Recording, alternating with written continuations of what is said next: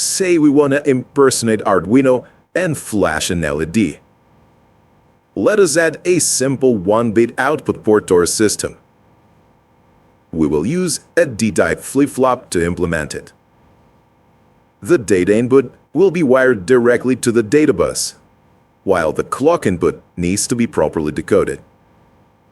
Let our port use the address FF. This number corresponds to 8 ones in binary.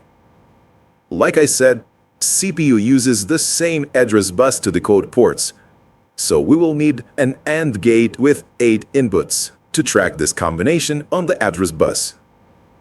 Our port will be write only, so we also need to decode the CPU's write line. The device must react only to port output instructions and ignore memory write instructions, so we also need to decode the input-output request signal. If we don't, the CPU won't know how to differentiate between memory cell FF and port number FF, and when it performs a write operation, both will be affected. Say the CPU wants to turn on the LED, so it executes a machine code instruction that writes value 1 to port FF. As we have wired the flip-flop D input to the D0 line, the state of the LED will correspond to the least significant bit, LSB, of the data byte. So, the CPU sets the address lines from A0 to A7 to 8 ones, that's value FF, and puts up logic 1 on D0 line.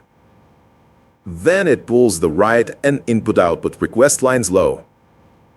At this very moment, the flip-flop will be clocked at the C input, and data will be copied into the register.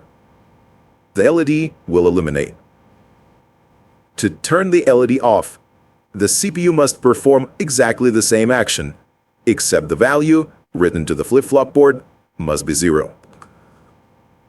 This principle of parallel connection and individual addressing of peripheral devices with the help of decoding has been used in computer engineering for decades.